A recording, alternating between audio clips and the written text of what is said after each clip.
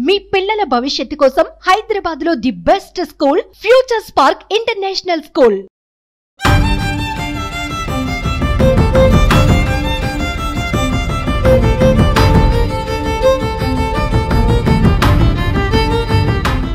Suman TV ప్రేక్షకులకి నమస్తే. ఇద్దరు సమక్షంలో మనం ఇప్పుడు ఆ సమస్యతో వచ్చిన ఆడపిల్లను కూడా పిలుద్దాం. అమరామ, నమస్తే. నీ పేరమ్మా? రాధిక మేడం. రాధిక. సో రాధిక, నువ్వు డీటెయిల్గా చెప్పు, అసలు ఏం జరిగింది, నీకు ఏం అన్యాయం జరిగింది? లైఫ్ బాగానే ఉంది. నేను అందులోనే గర్భవతి అయ్యాను. నేనతో కాపురం పెట్టాక ఓకే. గర్భవతి అయ్యాక హాస్పిటల్కి చెకప్కి వెళ్ళాం మేడం. జగద్గిరి గుట్ట దగ్గర నా ఫ్రెండ్ని అడిగాను. జగద్గిరి గుట్ట దగ్గర బస్ స్టాప్ దగ్గర కళ్ళు దుకాణం ఉంటుంది రాధిక, మీరు వచ్చి అక్కడ లేడీ డాక్టర్ చాలా బాగుంది, చైతన్య ఆమె పేరు, మీరు వచ్చి ఒకసారి అక్కడికి చెకప్ చేసుకో అని చెప్పింది మేడం. నేను మా హస్బెండ్ వెళ్ళాం. వెళ్ళాక ఇట్లా నాకు పీరియడ్స్ రాలేదని నేను చెప్పాను. కన్ఫర్మేషన్ అయింది, ప్రెగ్నెన్సీ టిప్స్ అని చెప్పాను. మీరు ఒకసారి హౌసింగ్ బోర్డులో వెళ్ళి స్కానర్ తీసుకురండి, ఎన్ని మంత్స్ అనేది నాకు తెలుస్తుంది, స్కాన్ తీసుకురండి అని మేడం చెప్పింది. మేడం చెప్పాక వెళ్ళి స్కానింగ్ తీసుకొచ్చాం. ఇప్పుడు 2వ నెల ఏడిసి 3వ నెల అమ్మాయి గర్భవతి అయిందని మా హస్బెండ్కి చెప్పారు మేడం. చెప్పాక ఆయన ఏమన్నాడు, అబార్షన్ చేపిస్తాం మేడం, నాకు ఇప్పుడు పిల్లలు వద్దు అని చెప్పాడు. ఎందుకు? ఆయనకి అంతలోపు జాబు అక్కడి పంజగుట్ట దగ్గర మేడం జాబ్ తీసేస్తారని దీంట్లో ఉండేనంట. జాబ్ లేదు నాకు అని అన్నాడు. ఇంటికి వచ్చాక చెప్పాడు, నాకు అక్కడ ఏం చెప్పలే. ఇప్పుడు నిన్ను పెళ్లి చేసుకునేటప్పుడు అతనికి జాబ్ ఉందా? ఉంది మేడం. 10,000 జీతంతో పెళ్లి చేసుకున్నాడు. ఆ సంగతి అతనికి తెలుసు కదా. తెలుసు. పెళ్లి చేసుకుంటే పిల్లలు పుడతారన్న సంగతి కూడా తెలుసు కదా. మేడం. ఏం చదువుకున్నాడమ్మా ఆయన? బీటెక్ కంప్లీట్ అయిన. బీటెక్ కంప్లీట్ అయిన పెద్ద మనిషికి జీతం సరిపోదు అన్నప్పుడు, పిల్లలు అప్పుడే వద్దనుకున్నప్పుడు ముందే జాగ్రత్త పడ్డం అనేటటువంటిది, ముందు జాగ్రత్త చర్యలు పెద్ద మనిషికి తెలియదా? నేను అబార్షన్ చేసుకోను, ఏదున్నా మనం చూసుకుందాం బాబునని నేను అక్కడ నుంచి ఇంటికి వచ్చేస్తాం మేడం. ఇంటికి వచ్చేసాక వాళ్ళ ఊరు ఒక డాక్టర్ మల్లేష్, ఆయన పేరు, కరీంనగర్ దగ్గర గంగిపల్లి సార్. ఆ ఊరు డాక్టర్కి కాల్ చేశారు, నా అమ్మాయి ఇట్లా ప్రెగ్నెంట్ ఉంది, మెడిసిన్ ద్వారా ఏమైనా పోతుందా ఈ అమ్మాయికి అని ఆయనకి మెడిసిన్ అడిగాడు. ఇప్పుడు 8 మంత్స్ అన్న నా ముందే అడిగాడు సార్. ఎందుకు అట్లా మెడిసిన్ అడుగుతున్నావు అంటే, నేను ఊరికే అడుగుతున్నా ఏంటి అని, అంతే అని నాకు చెప్పాడు సార్. దాని తర్వాత ఆయన పైకి వెళ్ళిపోయాడు. ఏం మాట్లాడారో నాకు అక్కడ తెలియదు. దీని గురించి డిస్కషన్ రాలే మీ ఇద్దరికి? ఎందుకు వద్దంటున్నావు, నేను చూసుకుంటా, ఇవేం రాలే అన్నా నేను? అంటే నాకు ఇప్పుడు జాబ్ లేదు కదా, అంతగా ఏం చేస్తున్నా, నేను వచ్చే 10,000 నుంచి నేను ఏం పోషిస్తా అది ఇది అని చెప్పాడు మేడం. కాదమ్మా, పెళ్లి అంటే ఏంటి? ఎంజాయ్మెంట్ కోసం చేసుకున్నారా మీరిద్దరు? బిడ్డలు అనే కాన్సెప్ట్ లేదా? పెళ్లి అన్న తర్వాత బిడ్డలు అనే వాళ్ళు ఉండరా? ఉంటారు మేడం.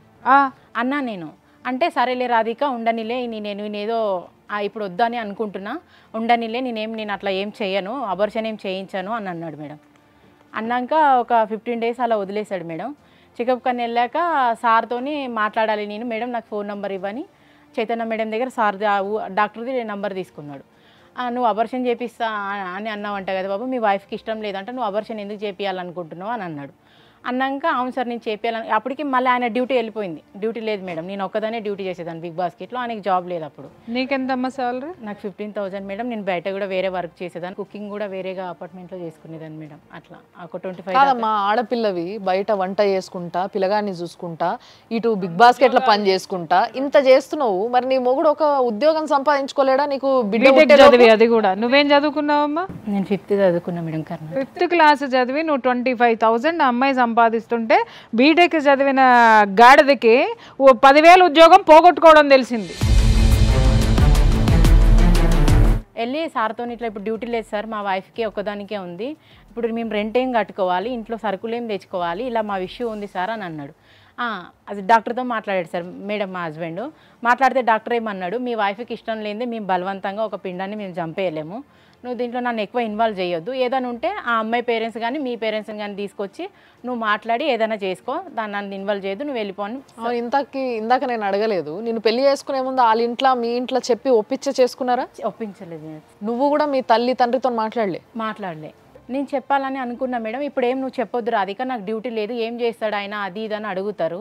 ఆ 10,000తో నువ్వేం సంపాదించి బావ ఎట్లా చూసుకుంటావు, మ్యారేజ్ అయిన అమ్మాయినని లేనిపోని క్వశ్చన్స్ ఆన్సర్లు అన్నీ అడుగుతారు. నేను అంత హెడ్ఏక్ పెట్టుకోలేను, నా మీద నీకు నమ్మకం ఉందా లేదా, నేను మా అమ్మ మీద ఒట్టేసి నేను తీసుకెళ్తున్నా, వస్తావా రావా నువ్వు? ఇప్పుడు 4 నెలలు 5. ఇక్కడ ఇంకో విషయం అర్థమవుతలే నాకు, వాళ్ళ ఇంట్లో కూడా మాట్లాడలే?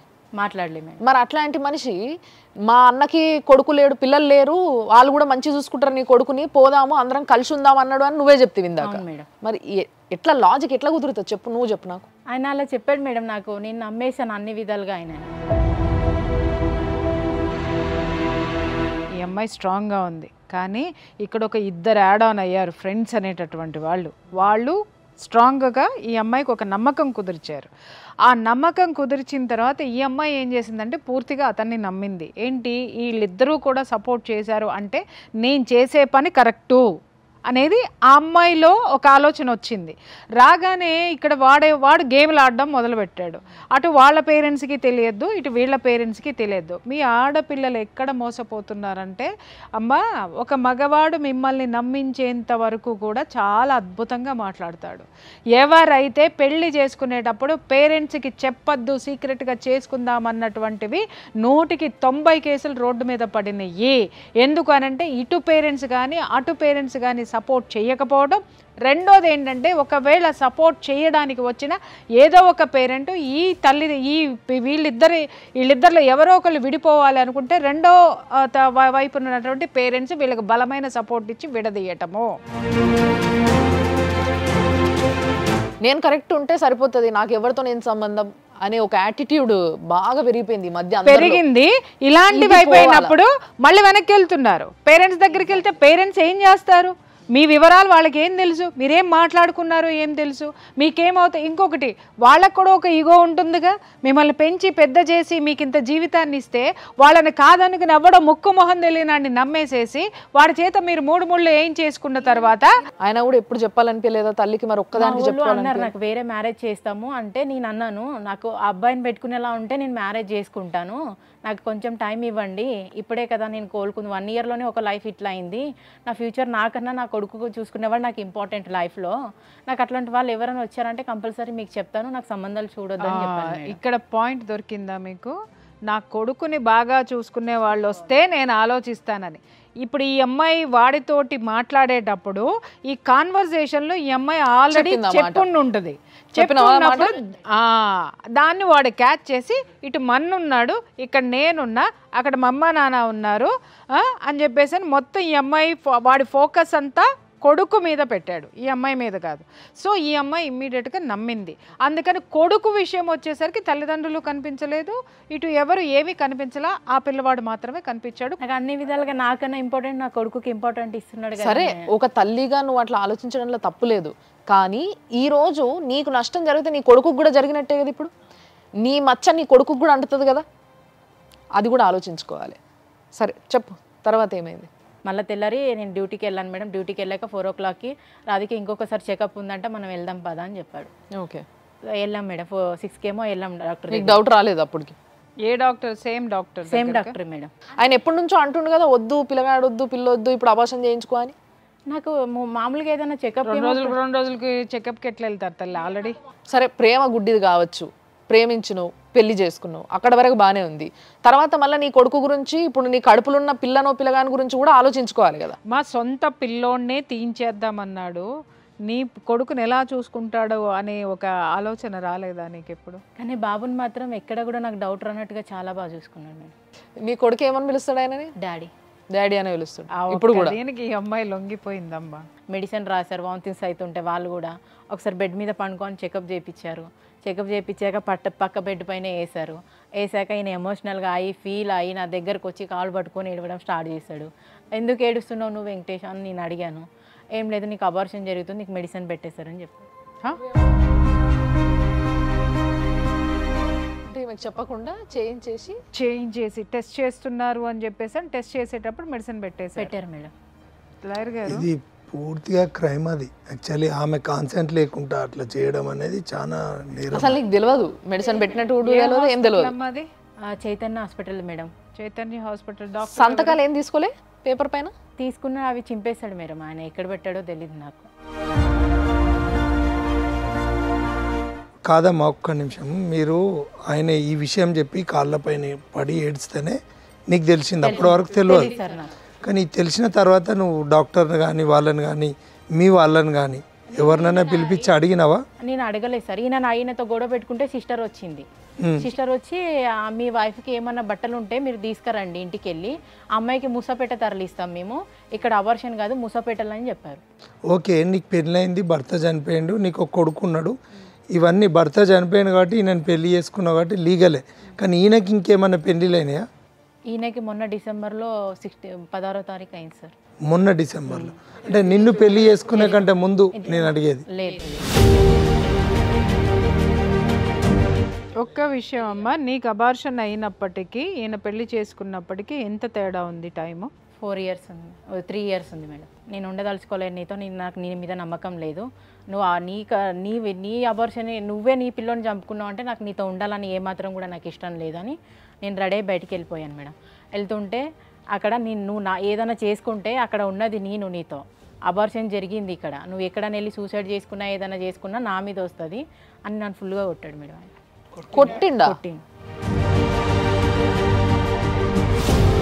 అబార్షన్ చేయించి పిల్ల మొత్తం పచ్చిగా అంటే అప్పటి నుంచే అతని యాటిట్యూడ్ ఏంటనేది అంటే ఓపెన్ చేశాడు, ఆ మాస్క్ని ఓపెన్ చేశాడు. సంథింగ్ ఏదో ఇట్స్ గోయింగ్ ఆన్. అమ్మ నీకు ఒక్క మాట చెప్పు, అతనికి నువ్వేమన్నా డబ్బు ఖర్చు పెట్టావా? అవును మేడం, పెట్టాను. క్యాబ్జెమినీలో సాఫ్ట్వేర్ దానికి ట్రైనింగ్కి వెళ్తా అంటే 10 lakhs ఖర్చు పెట్టాను.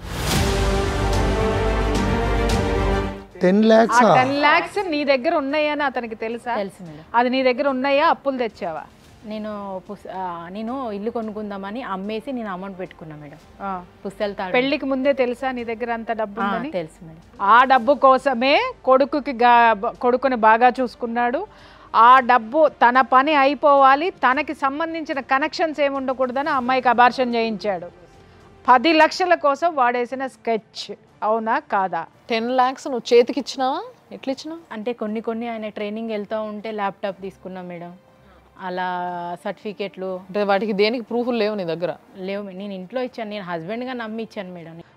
భర్త సంసారం చేశాడు అనడానికి ప్రూఫ్లు ఏముంటాయమ్మా? ఆయన చేసినప్పుడు నా తప్పు అదే. నేను ఆయనకి ఎలా అన్నా, నా భర్తకి డ్యూటీ వస్తే నాకు వచ్చినట్టే, నన్ను మంచిగా చూసుకుంటాను. ఇప్పుడు నీ శరీరము పుండు చేసుకున్నావు, కొడుకుకి ఒక ఇమోషన్ బాండింగ్ అయిపోయింది ఆయనతోని, డాడీ అని పిలుస్తున్నాడు అంటే. చిన్నపిల్లలు అంత ఈజీగా వేరే పర్సన్ని డాడీ అని ఒప్పుకోరు, మనం అనుకుంటాం కానీ ఒప్పుకున్నాడు అంటే పాపం ఆ పిల్లగాడు ఏం ఫీల్ అయ్యిండు. మళ్ళీ మీద నుంచి 10 లక్షలు పోగొట్టుకున్నాడు. చెప్పి ఎంత ఆ పిల్లవాడిని ఎంత మార్చి ఉంటుంది చెప్పడానికి, అతన్ని ఫాదర్గా ఒప్పించడానికి, ఇతనే ఫాదర్ అని చెప్పడానికి ఆ పిల్లవాడి మనసుని ఎంత ట్రైన్ చేసి ఉండాలి, ఎంత హార్ట్ఫుల్గా.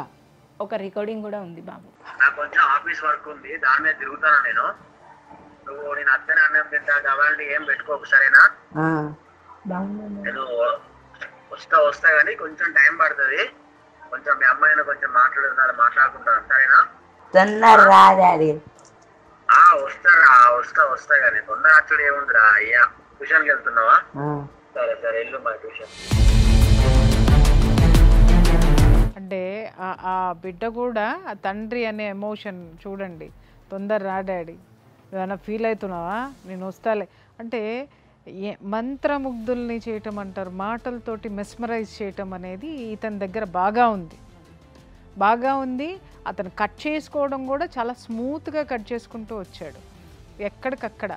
చూడండి, అతను పని అయిపోయేంత వరకు అమ్మాయితో సంసారం చేశాడు. ఎప్పుడైతే ఈ బిడ్డ అనేటటువంటి అతను మొత్తం పూర్తి స్కెచ్ తోటి వచ్చాడు. అతను బాగుపడడానికి ఒక పెట్టుబడి, ఇంకొకటి ఈ అమ్మాయి అయితే అతని మీద ఆధారపడదు, ఇంకొకటి అమ్మాయికి చదువు లేదు, అమ్మాయికి వెనక వాడు మోసం చేసినా అడిగే వాళ్ళు ఎవరు లేరు. నేను చెప్పాను మేడం, వాళ్ళకి షాపింగ్ చేసి బట్టలు కూడా ఇచ్చి పంపేదాన్ని, వాళ్ళ అమ్మకి వాళ్ళ అక్కకి. ఇవన్నీ కూడా జరిగినాయి. నీ దగ్గర నుంచి బట్టలు తీసుకున్నారు, అన్నీ తీసుకున్నారు, మళ్ళీ పెళ్లి చేశారు. ఈ రోజులలో చాలా మంది ఈ అవేర్నెస్ తీసుకొస్తున్నారు. ఆడపిల్లని ఎట్లా పెంచినాం, ఆడపిల్ల ఏం బట్టలు వేసుకుంది, ఇవన్నీ కాకుండా ఇవన్నీ కూడా కన్సిడర్ అవుతాయి, కాదని నేను అంటలేను. కానీ వీటితో పాటు మొగపిల్లగాడిని, మొగోడు వాడేంది ఎట్లయినా పెరుగుతాడు, అడ్డగాడి లెక్క ఎట్లా పెరిగితే అట్లా సరిపోదు. మంచిగా పెరగాలి. ఇంకొక పెళ్లి చేసేసి దుమ్ము దులుపుకున్నారంటే మీరు మనుషుల, పశువుల, రాక్షసుల, ఇంకా ఏ జాతికైనా చెందినటువంటి వాళ్ళ? నాకు అర్థం కాకడుతా. మీ ఊళ్ళో జనాలు ఉంటే మీ ముఖం మీద ఉమ్మాలి నిజంగా. ఒక ఆడపిల్లని, ఒక బిడ్డ తల్లిని పట్టుకొని ఇంత మోసం చేసి 10 లక్షలు తీసుకొని నీ కొడుకు ఆ విధంగా మోసం చేసి వెళ్ళిపోతే సిగ్గు లేకుండా మళ్ళీ ఇంకెంత కట్నం తీసుకొని చచ్చినారు? ఆ కట్నం తీసుకొని మళ్ళీ ఇంకొక ఆడపిల్ల గొంతు కోసారా? ఇప్పుడు మొన్న డిసెంబర్లో అయిన పెళ్లి అరేంజ్ మ్యారేజ్ అయినా? ఇప్పుడు ఇల్లు కట్టారు మేడం వాళ్ళు కొత్తగా, దానికి 40 లక్షలు అయ్యాయంట. మా డాడీ ఇట్లా వేరే అమ్మాయిని మ్యారేజ్ చేసుకోమంటున్నాడు, ఆ అమ్మాయిని నేను అక్కడ పెట్టుకుంటా, అక్కడ పెడతాను ఊరి దగ్గర, ఇక్కడ నేను చూసుకుంటా అని చెప్పి. ఈడొక తీస్మార్కాను, ఈడికి ఇద్దరు పెళ్ళాలు కావాలి, ఈడు పోషించుకుంటానికే గతి లేదు. ఇట ఆడపిల్లల సొమ్ము మీద బతికే ఎంతమంది ఉన్నారంటే చెప్పులు దండేసి మిమ్మల్ని గాడిద మీద ఊరేగించాలరా దరిద్రులారా. మీ బతుకులు తగలయ్యా. సార్ ఇక్కడ ఒక్కసారి మీరు చెప్పాలి సార్, ఏంటంటే ఈ పిల్లని పెళ్లి చేసుకొని ఇప్పుడు ఈ పిల్ల దగ్గర ఉన్న 10 లక్షలు మింగేటందుకు చేసుకున్నాడు, ఆ విషయం క్లియర్గా అర్థమైపోయింది. తర్వాత ఇల్లు కట్టినప్పుడు 40 లక్షలు అప్పు అయిందని ఇంకొక ఆమెను పెళ్లి చేసుకున్నారు. అంటే ఆ పిల్లకి తెలుసా నువ్వు ఉన్నావని? తెలియదు మేడం. అన్నాడు, అన్నాక నేను వెళ్ళిపోతాక పోలీస్ స్టేషన్లో కేసు పెడతా అని చెప్పాను. ఓకే, నేను ఊరికే క్యాజువల్గా అన్నాను, నువ్వు అట్లా ఏం ఫీల్ కాక రాధిక, నువ్వు ఏమంటావు అని అన్నా అని చెప్పి. అంటే ఆ పిల్ల జీవితం కూడా అన్యాయమే ఇక్కడ, మళ్ళీ కొడుకు ఇమోషనల్గా. ఇది ఎట్లా చూడాలి సార్? దీన్ని ఏ విధంగా ఇది చేయొచ్చు, ఏ కేసు వేయచ్చు? అమ్మ నువ్వు ఈ జరిగిన ఇష్యూలా నేను అడుగుతున్నా, మీరు ఏదైతే అబార్షన్ ఇష్యూ అప్పుడు మీరు ఏదైనా పోలీసును సంప్రదించండి? లేదు సార్, వెళ్ళనివ్వలేదు, బయటికి వెళ్ళనివ్వలేదు. ఫింగర్ ప్రింట్ కూడా ఆయన మా ఇద్దరిది ఒకటే నడుస్తుంది, ఎవరికి కాల్ చేసినా కూడా ఆయన నేను పండుకున్నాక నా ఫోన్ చెక్ చేస్తాను. మొన్న మ్యారేజ్ అయిందని తెలిసినాక తర్వాత నువ్వు వాళ్ళ పేరెంట్స్ కానీ వాళ్ళకి కానీ నువ్వెవరు అడగడం జరిగిందా? నాకు పోలీస్ వాళ్ళ ద్వారానే మ్యారేజ్ అయిందని తెలుసు సార్. అంతకుముందు అంటే మీరు పోలీస్ కంప్లైంట్ ఇచ్చిండ్రు? ఇచ్చాను. ఏ విషయంలో ఇచ్చిండ్రు కంప్లైంట్? ఇట్లా మా హస్బెండ్ ఇంటికి రావట్లేదు, ఫోన్ కూడా బ్లాక్ లిస్ట్ లో పెట్టాడని. పోలీస్ వాళ్ళ ద్వారా నాకు తెలిసాక నాకు ఒక చీటింగ్ పేపర్ రాశారు సార్, ఇంత అమౌంట్ ఇస్తా అని బాండ్ పేపర్ మీద రాశారు. అది నాకు పోలీసులు చెప్పారా అతనికి పెళ్ళైంది? అవును మేడం. ఎట్లా పోలీసులకి ఎలా తెలిసింది? వాళ్ళు కంప్లైంట్ ఇచ్చాక డిసెంబర్లో 26 కంప్లైంట్ ఇచ్చాను మేడం. వాళ్ళు కాల్ చేస్తూనే ఉన్నారు, ఇట్లా మీ వైఫ్ వచ్చి కంప్లైంట్ ఇస్తుంది, నువ్వు ఎప్పుడు వస్తున్నావు అని. సార్ 2వ తారీఖు వస్తా సార్, నాకు బిజీగా ఉన్నా, నేను పూనాలో ఉన్నా, నాకు మీటింగ్లు ఎక్కువ అవుతున్నాయి, డిసెంబర్ నెల కదా సార్, నవంబర్ 2 వరకు నాకు ఇట్లానే మీటింగ్స్ ఉంటాయి అని చెప్పాడు మేడం. 2వ తారీఖు నేను మళ్ళీ వెళ్ళాను పోలీస్ స్టేషన్కి. వెళ్ళి ఏమైంది సార్ ఇంకా రాలే మా హస్బెండ్ అని. వస్తున్నా సార్ నవంబర్ 10కి వస్తా, షోర్గా వస్తా అని చెప్పాడు. మళ్ళీ నవంబర్ వెళ్ళాను మేడం నేను పోలీస్ స్టేషన్కి. అప్పుడు వెళ్ళాక మళ్ళీ నేను నెక్స్ట్ టైము 20కి అట్లా వస్తాను అన్నాడు. సార్ మీరు ఆయనకి టైం ఇస్తున్నారా, మీరు ఆయనకి టైం ఇస్తున్నారా అడిగాను నేను. లేకుంటే మీడియా ముందుకు వెళ్తా, మీ నుంచి కాకుండా ఎన్నిసార్లు నేను పోలీస్ స్టేషన్ చుట్టూ తిరగాలి అని నేను సీరియస్ అయ్యాను. న్యాయం జరగకపోతే నేను మీడియా దగ్గర కన్నా పోయి న్యాయం చేసుకోగలుగుతాను. మియాపూర్ ఆల్మిన్ కాలనీ దగ్గర మియాపూర్ పోలీస్ స్టేషన్. అంటే పెళ్లి చూపుల్లోనూ నిశ్చితార్థాల్లోనూ తాళిగట్టే విషయంలోనూ బిజీగా ఉన్నట్టున్నాడు షాపింగుల్లో. 8 o'clockకి మేము పోలీస్ స్టేషన్ లోపలికి వెళ్ళాం. వెళ్ళాక కాసేపు కూర్చున్నాం, సార్ వాళ్ళు ఎవరు రాకపోతే కూర్చున్నాం. మా బాబాయ్ వచ్చాడు ఒక ఆయన. ఏం బాబు మరి ఇట్లా చేసినావు, మ్యారేజ్ చేసుకొని వెళ్ళిపోయినావు అంటే, ఫోన్ కూడా లిఫ్ట్ చేస్తావు, బ్లాక్ లిస్ట్ వేసినావు అని మాట్లాడుతూ ఉన్నాడు. నేను మీటింగ్లో ఉన్న బాబాయ్, ఇది పిచ్చిది, దీనికి అర్థం కావట్లేదు, చెప్తుంటే ఇది అర్థం చేసుకోదు అని ఆయనకి నచ్చ చెప్పడానికి ట్రై చేస్తాను. అందులోనే జగదీష్ సార్ వచ్చాడు, ఎస్ఐ సార్. ఆయన వచ్చి నీకు ఫోన్ ఈ వెంకటేష్ ఎన్నిసార్లు నీకు కాల్ చేయాలరా, ఏంటి నీది, ఇన్నిసార్లు కాల్ చేస్తుంటే నువ్వు ఇప్పుడు వస్తావా అని ఆయన ఫోన్ తీసుకున్నాడు. ఫోన్ తీసుకొని చెక్ చేస్తే నీది ఎంగేజ్మెంట్ అయిందారా అన్నాడు. అవును సార్ అన్నాడు. ఎంగేజ్మెంట్ కూడా కాదు కదా, నీ పెళ్ళి కూడా అయింది కదా డిసెంబర్లో 16వ తారీఖు అని సార్ అన్నాడు. అవును సార్ అయింది నాకు మ్యారేజ్ అన్నాడు. నీకు తెలుసా అమ్మ అన్నాడు. నాకు తెలియదు సార్, మీరు చెప్పేదాకా నాకు తెలియదు అన్న. అలా ఆ అమ్మాయికి తెలుసా అంటే, ఆ అమ్మాయికి కూడా తెలియదు. మరి ఈ అమ్మాయికి చెప్పేవారను అంటే, చెప్పలేదు సార్, ఇప్పుడు చెప్దాం రీసెంట్గా అనుకున్నాను. ఎంత ధైర్యమో మళ్ళీ పోలీస్ స్టేషన్లో పోలీస్ ముందు కూర్చొని ఇవన్నీ మాట్లాడారు. పోలీస్ ఏమనలేదా అమ్మ, ఇన్స్పెక్టర్ గారు ఏమనలేదా? తిట్టారు, నువ్వు ఇంత నాటకాలు ఆడుతున్నావు అని కొట్టడానికి వెళ్ళారు మేడం. అప్పుడు నీ మీద నీతోటి కంప్లైంట్ తీసుకొని పోలీసు వారు అతను అక్రమంగా ఇంకో పెళ్లి చేసుకున్నాడు అని ఏమన్నా కేసు రిజిస్టర్ చేసిండ్రా? చేశారు సార్. ఏం కేసు రిజిస్టర్ చేసిండ్రు? చీటింగ్ కేసు కింద రిజిస్టర్ చేశారు. 417420 అంటే 420. వచ్చాక సార్ అడిగాడు, మరి ఈ అమ్మాయిని ఇట్లా చేసి, ఆ అమ్మాయిని అట్లా చేసినాడు. క్యాజువల్గా కట్టాను సార్ నేను తాళి.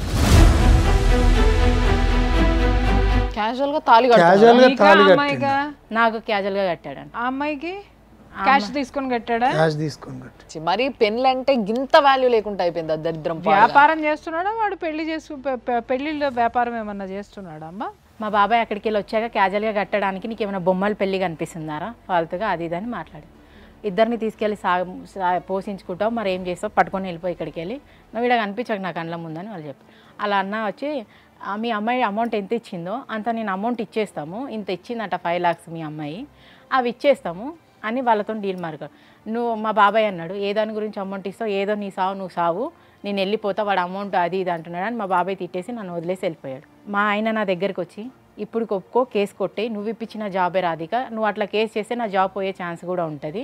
ఈ అమ్మాయి ఇప్పించిన జాబ్, నువ్వు ఇప్పించిన జాబ్ వాడుకుంటూ వాడు ఎంత ధైర్యంగా ఇంకొక అమ్మాయి మెడలో తాళ్ళు కట్టి పాప ఆ అమ్మాయిని మోసం చేశాడు, ఇటు ఈ అమ్మాయి జీవితాన్ని నాశనం చేసి వాడు ఎంజాయ్మెంట్ అంటే ఆ కొడుకును ఒకసారి పట్టుకరామ్మా సుమన్ టీవీకి, ఎముకలు ఎరగొడతాం మళ్ళా. లేదు మేడం ఒకసారి ఫోన్ చేద్దాం మనం. హలో హలో వెంకటేష్ గారా అండి మాట్లాడేది? చెప్పండి సార్ యాక్చువల్గా మీ వైఫ్, మీ ఫస్ట్ వైఫ్ మా దగ్గర ఉంది, పేరు రాధిక, సుమన్ టీవీకి వచ్చింది. కట్ చేసాడు. ఇంత ఘోరంగా ఉంటారంటే చీ చీ చీ చీ. హలో చెప్పండి సార్ నమస్తే. నమస్తే అండి. మేము సుమన్ టీవీ నుంచి కాల్ చేస్తున్నాం సార్. చెప్పండి అమ్మా. మీరు జి వెంకటేష్ గారి భావన? అవును. మీ పేరు సార్? చెప్పండి అమ్మా, మీకు ఏం కావాలి, ఏంటిది చెప్పండి సార్. నేను మీ పేరు అడిగిన అంతే మాట్లాడడానికి. ఓకే ఉండండి సార్. ఇప్పుడు పెట్టేసారు. ఇంత బాధ్యత లేకుండా నా ఎంత ఎట్లా తయారైనరంటే మనుషులు.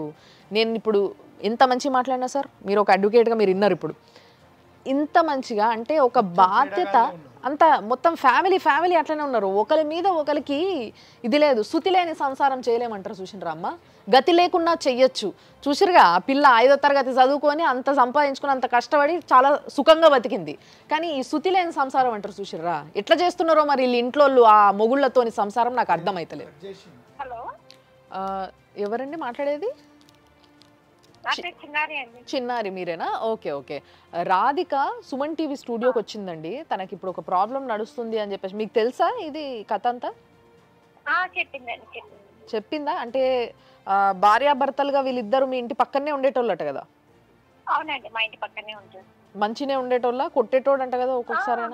బాగానే ఉండేవారు అనుకునే వాళ్ళం మేమైతే. తర్వాత తెలిసింది కొట్టేవాడు తిట్టేవాడు అని చెప్పేసి. ఓకే అండి, అదే జస్ట్ కన్ఫర్మేషన్ కోసం అని ఫోన్ చేసిన అండి. ఓకేనా? మరి ఇదంతా కూడా ఈ కంటెంట్ ఏదైతే మనం ఈరోజు సుమన్ టీవీలో చూపిస్తున్నామో ఇదంతా చూసి అట్లీస్ట్ ఆ పిల్ల కూడా కొంచెం అలర్ట్గా ఉండాలనే మేము కూడా చెప్తున్నాం ముందుగానే. అండ్ దీనికన్నా ముందు ఇప్పుడు మీరు చూసిండ్రు కదా, నేను ఫోన్ చేసిన, అటు వాడికి చేసిన, ఆ వెంకటేష్ అనేటోడికి, ఈ పిల్లని మోసం చేసినోడికి, ఆడు ఫోన్ ఎత్తిండు, విన్నారు కదా, హలో అన్నాడు, ఇట్లా నీ భార్య రాధిక ఉంది అని అంటే కట్ చేసేసిండు. వీళ్ళు ఎక్కడైతే ఇద్దరు ఉన్నారో కలిసి ఉన్నారో పెళ్లి తర్వాత ఏంట్లో అయితే ఉన్నారో ఆ పక్కింటోళ్ళకి ఫోన్ చేసినాము. సో వాళ్ళు అయితే ఎత్తి మాట్లాడినరు, వాళ్ళు వీళ్ళిద్దరూ బాగానే ఉంటారు అనుకున్నాము, కానీ కొట్టేటోడని తర్వాత తెలిసింది. ఇదంతా కూడా మీరు విన్నారు. సో ఇన్ని ఎవిడెన్సెస్ ఉన్నాయి, ఇంత జరిగింది, కానీ పిల్ల పూర్తిగా మోసపోయింది కంప్లీట్గా. అంటే ఈమె చేసింది ఏమీ లేకుండా మోసపోయింది. ఒక్కటి చేసిన తప్పేంది అని అంటే నమ్మడం. సార్ మరి ఏం చేద్దామంటారు? ఇప్పుడు ఒక 50 రూపీస్ స్టాంప్ పేపర్ మీద రాసిచ్చిండ్రు అనే దాని మీద 5 లక్షల రూపాయలు, ఇది ఆయన ఓన్ హ్యాండ్ రైటింగ్తో రాసిండ్రు అని అమ్మాయి స్టేట్మెంట్ ఇచ్చింది. వీళ్ళ హస్బెండ్ ఏదైతే రాసిండో వీడియో కూడా ఉంది. ఎప్పుడు రాసిండు అంటే పోలీస్ స్టేషన్లో ఈమె కంప్లైంట్ ఇచ్చి ఒక 3-4 టైమ్స్ వాళ్ళు తిరిగితే పోలీస్ వాళ్ళు పిలిస్తే వచ్చిన తర్వాత అక్కడ ఉన్నటువంటి పరిస్థితుల్లో తీసుకొని పోయాడు ఉన్నటువంటి పరిస్థితుల్లో పోలీసు వారు అతని మీద పూర్తి ఎంక్వైరీ చేసిండ్రు. కానీ వీడు ఒక పశువుగానే మనం ట్రీట్ చేయాలి, ఎందుకంటే వీడు ఒక సమాజంలో అసలు వీడు బతకాల్సినోడు కాదు. పోలీసు వారు ఖచ్చితంగా వాళ్ళ డ్యూటీ వాళ్ళు చేసిన ఎంక్వైరీ చేసిండ్రు, కానీ రిజిస్టర్ చేసిన కేసులు మాత్రం సరిపోవు. ఈమెకు జరిగిన అన్యాయానికి వాళ్ళు పెట్టిన సెక్షన్ సరిపోవు. 417, 420 అనేది ఓన్లీ చీటింగ్ చేసిండ్రు అనేది వాస్తవం. కానీ ఒక అమ్మాయి పోలీస్ స్టేషన్కి వచ్చి ఆమెను చేసి అబార్షన్ అయినందుకు డాక్టర్ పైన, దాంట్లో బాధ్యులైన వాళ్ళందరిపైన కూడా అది చాలా క్రిమినల్ కేసెస్ పెట్టచ్చు. అయితే అందరి మీద కూడా 376 కూడా అట్రాక్ట్ అవుతుంది. అంటే 7 స్టెప్స్ ఆఫ్ మ్యారేజ్ అనేది హిందూ మ్యారేజ్ యాక్ట్ చెప్తుంది. కానీ ఏ అవసరం లేదు. ఒక అమ్మాయి ఆమె ఉన్నది, అక్కడ అబార్షన్ అయిన ఎవిడెన్స్ ఉంది, ఇక్కడ ఇంటి పక్కన ఎంక్వైరీ చేసిండ్రు, మళ్ళీ వాడు మ్యారేజ్ చేసుకున్నాడు. ఇంతమందిని వదిలేసిన ఏదైతే పోలీస్ ఎంక్వైరీ చేసిండ్రు మీరు ప్రాపర్గా, కానీ అమ్మాయికి న్యాయం జరిగే దిశగా చేయలేదు అని నేనైతే ఖచ్చితంగా చెప్తున్నా. మొన్న మన ప్రోగ్రాం ద్వారా పోలీస్కి రిపోర్ట్ పెడితే ఒక సిఐ కూడా, గోపాల్పురం సిఐ కూడా సస్పెండ్ అయ్యింది. ఎందుకంటే ఫస్ట్ అచీవ్మెంట్ మనది. ఎందుకంటే ఆయన మన ఒక్క ఇష్యూ కాకుండా లాట్ ఆఫ్ అలిగేషన్స్ ఉన్నాయని చెప్పి మన ఛానల్ ద్వారా మనం పోలీస్ వారికి మనకి ఇన్ఫర్మేషన్ పాస్ చేస్తే దీని ద్వారా బ్లాస్ట్ అయితే ఒక పోలీస్ ఆఫీసర్ కూడా సస్పెండ్ అయినటువంటి సందర్భం. అది దాన్ని మనం సుమన్ టీవీ ద్వారా వాళ్ళకు భరోసా ఇచ్చినాం. ఒక అచీవ్మెంట్ జరిగింది. అబార్షన్ ఆమె కాన్సెంట్ లేకుండా చేయడం అనేది చాలా నేరం. అది మర్డర్ కేసు కంటే డేంజర్. దాని మీద ఒక యాక్టే తీసుకొచ్చిండ్రు. ఈ పేపర్ ఏదైతుందో ఈ పేపర్ మీద రాసినటువంటి వాడు ఎవడైతే బాధ్యులు ఉన్నారో వాళ్ళపైన కూడా ఒక్కసారి ఇలాంటివి చేస్తే సమాజంలో కొంతమందికి మీరు న్యాయం చేసినట్టు ఉంటుందని తెలియజేసుకుంటూ, మీరు చేసిన ఏదైతే సెక్షన్స్ ఉన్నాయో అవన్నీ కూడా ఆల్టర్ చేసి ఈ అమ్మాయికి న్యాయం చేయాల్సిందిగా మేము సుమన్ టీవీ తరఫున మీకు మనవి చేసుకుంటూ, ఒకవేళ మీరు చేయని పక్షంలో ఆమె పక్షాన మేము భరోసాగా నిలబడి ఖచ్చితంగా న్యాయం జరిగే వరకు కూడా మేము ఆమె వెంట ఉంటామని చెప్పి నేను ప్రామిస్ చేస్తున్నాను. మేడం, ఇంకోటి అంటే ఇట్లాంటి కొడుకును కన్నా తల్లిదండ్రులు ఎవరైతున్నారో వాళ్ళు కూడా కో అఫెండర్సే. అంటే వీళ్ళందరూ కలిసి ఒక మ్యాచ్ ఫిక్సింగే. వాళ్ళకి మేడం 10 years నుంచి వాళ్ళ అన్న మ్యారేజ్ చేసుకున్న ఆమె ప్రూఫే లేదంట, తాళి కట్టినట్టు. ఆమెదే కేసు నడవలేదు, నీదెంత ఆఫ్టర్ 4 years అని వాళ్ళు. కరెక్టే అమ్మా. 10 ఏళ్ల కిందట అంటే వాళ్ళ అన్న కూడా 2 పెళ్ళిళ్ళు చేసుకున్నాడా? ఫ్యామిలీ పెళ్ళిళ్ళ మీద పెళ్ళిళ్ళు. అంత అందగాళ్ళు అమ్మాయిలు? అందగాళ్ళు కాదు, అంత మోసగాళ్ళు. సో దయచేసి పోలీస్ వాళ్ళకు కూడా మా విన్నపం, మీరు చెయ్యాలనుకున్నారు కాబట్టి మీరు పెట్టాల్సిన కేసు పెట్టిర్రేం కాదని అంటలేను, బట్ స్టిల్ ఇంకా ఏమేం చెయ్యొచ్చు. అసలు ఇంత అన్యాయంగా ఎటువంటి పాపం తెలియని ఓ పిల్లని ట్రాప్ చేసి ఇట్లా చేయడం ఎంత ఘోరమో, ఎలాంటి సమాజాన్ని మనం క్రియేట్ చేస్తున్నామో తెలిసి మనం ఊకుంటే ఎలాంటి సమాజాన్ని మనము తయారు చేస్తున్నాము అనేది ఒక్కసారి ఆలోచించాలి. దయచేసి మీరు అందరూ కూడా ఆలోచించాలని సుమన్ టీవీ తరపున నేను రిక్వెస్ట్ చేస్తున్నా మిమ్మల్ని. సో ఇలాంటి స్టేజ్లో ప్రతిదీ కోల్పోయి సర్వం ఆయన అనుకొని బతికిన పిల్ల పరిస్థితి, ఆమె మెంటల్ స్టేటస్ ఎట్లుంటుంది, దానికి తగ్గట్టుగా మీరు తనకి ఏ విధంగా కౌన్సిల్ చేస్తారు?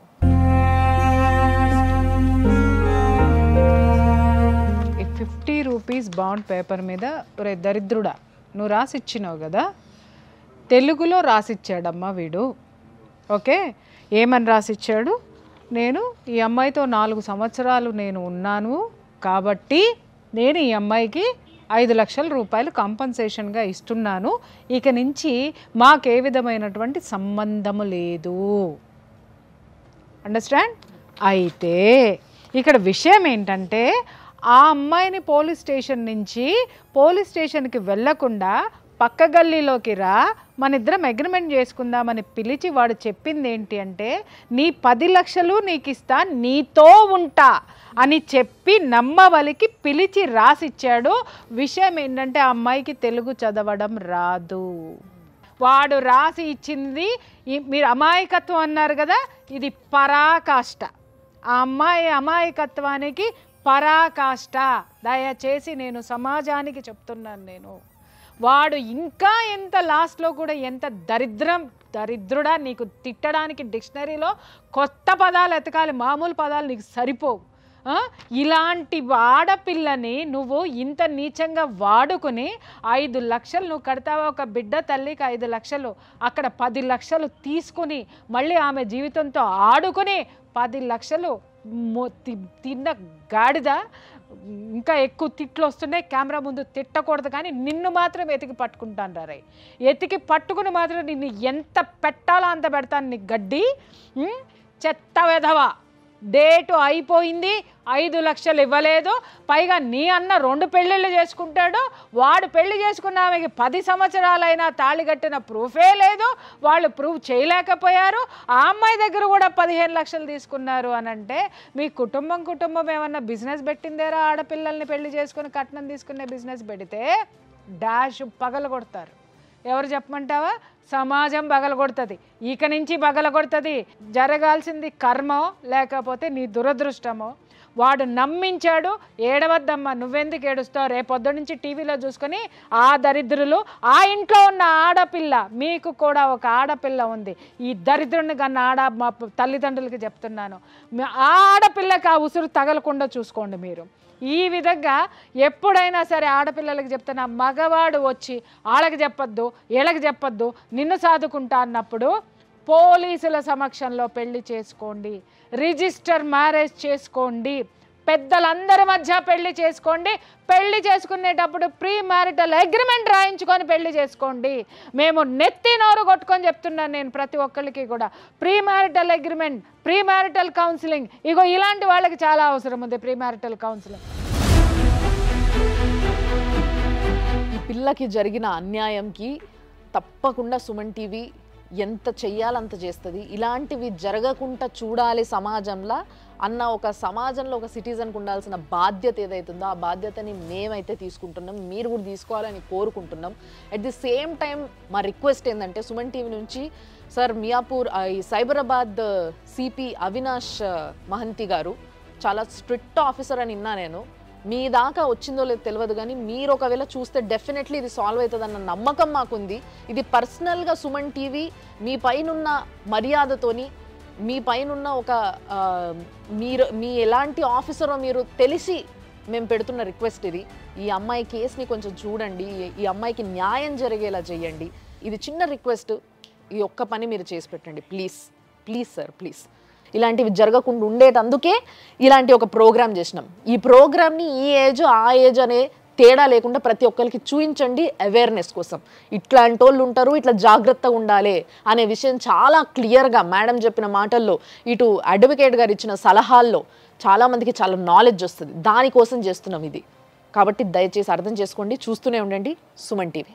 సుమన్ టీవీలో మీ పర్సనల్ అండ్ బిజినెస్ ప్రమోషన్స్ కోసం కింది నెంబర్కి కాంటాక్ట్ చేయండి.